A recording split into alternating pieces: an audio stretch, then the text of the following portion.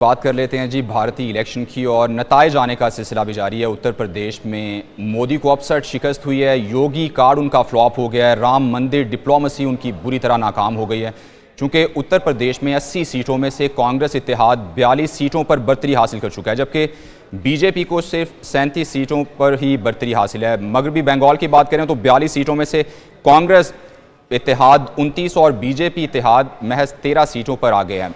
बिहार में बीजेपी की सूरत हाल कुछ बेहतर है, चूँकि वहाँ पर उन्हें बर्तरी हासिल है। बिहार की 42 सीटों में से 33 पर बीजेपी इत्तेहाद, जबकि कांग्रेस महज 7 सीटों पर आ गया। ऐसी तमिलनाडु की बात करें तो वो मोदी के लिए डरावना ख्वाब बन गया। तमिलनाडु की 39 सीटों में 38 सीटों पर कांग्रेस इत्तेहाद आ गया, यानी क्लीन स्वीप कर दिया गया तमिलनाडु में कांग्रेस इत्तेहाद की जानिब से। ऐसे ही रियासत कर्नाटका की बात करें तो बीजेपी को वहाँ पर वाज़े बर्तरी हासिल है और कर्नाटका की 28 में से 20 पर बीजेपी इत्तेहाद आ गया, जबकि 8 पर कांग्रेस इत्तेहाद को बर्तरी हासिल है। ऐसी बात करें तो आज इन इलेक्शन को देखते हुए भारतीय इलेक्शन के नताइज ऐसे ही सामने आ रहे हैं। भारतीय स्टॉक एक्सचेंज क्रैश कर गई है और भारतीय स्टॉक एक्सचेंज 4,500 से ज़ायद पॉइंट्स गिर चुका है। मौजूदा इलेक्शन में कांग्रेस इत्तेहाद को तकरीबन 100 सीटें गुज़श्ता इलेक्शन की निस्बत ज़्यादा मिलने की तवक्को है। ये बहुत बड़ी कामयाबी होगी कांग्रेस इत्तेहाद की और मोदी के लिए उनके, अगर कहा जाए उन्हीं की ज़बान में, उनके सपनों पर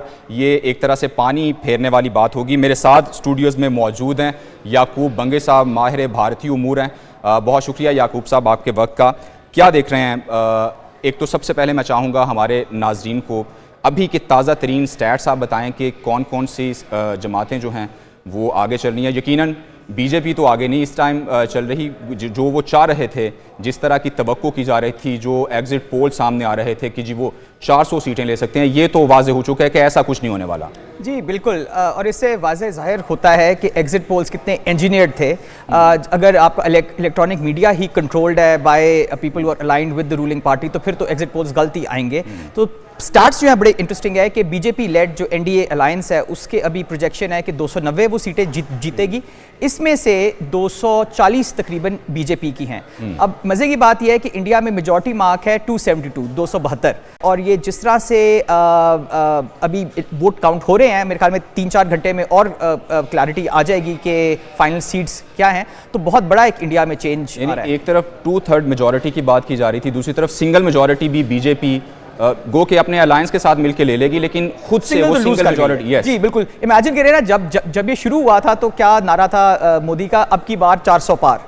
तो अभी तो 300 पार नहीं हो रहे, 400 पार तो बड़ी बड़ी दूर की बात है। इससे आप मोदी की नाकामी देखते हैं, गो के अगर वो गवर्नमेंट में आ भी जाते हैं, मसनद इक़्तिदार पर विराजमान हो भी जाते हैं, लेकिन फिर भी आप नाकामी देखते हैं जो दावे उनकी जानिब से किए जा रहे हैं। जो उनके दावे थे, जिस तरह से देखिए, हम पहले भी यहाँ एक चैनल पे जो हम कवरेज कर रहे हैं, पहले भी यहाँ हमने बयान किया है कि किस तरह से ऑपोजिशन को एक लेवल प्लेइंग फील्ड नहीं दी। आपने केजरीवाल को अंदर कर दिया, कांग्रेस के अकाउंट्स ब्लॉक कर दिए, आपने लोगों पे प्रेशर डाला कि आप पे केस खोले जाएंगे अगर आपने बीजेपी की तरफ टर्न ना किया। आप ये इमेजिन करें कि इस वक्त 25% जो बीजेपी के कैंडिडेट्स थे वो और पार्टी से आए थे पिछले 1-2 सालों में। तो टर्न कोड्स पे आपने फोकस किया, आपने लोगों को तोड़ा वगैरह, इतना कुछ किया। इसके बावजूद अगर आप अपने बलबूते पे मेजॉरिटी भी नहीं ले सकते तो ये बहुत बड़ा एक धचका है। और आप ये देखिए कि अयोध्या जहां राम मंदिर बना, वहां अभी बीजेपी ट्रेल करी है। अमेठी में जहां स्मृति ईरानी ने बड़े शौक से एक दफ़ा राहुल गांधी को पिछले इलेक्शन में हराया था, वो अभी एक लोकल कांग्रेस लीडर से ट्रेल कर रही हैं। सो बहुत बड़े ये अपसेट्स हैं। और ये क्यों आए हैं? वो इसलिए आए हैं बिकॉज ये इलेक्शन, वो अक्सर कहते हैं ना जी मोदी की गारंटी, ये भी इंडिया में बहुत बड़ा फेस था, मोदी की गारंटी।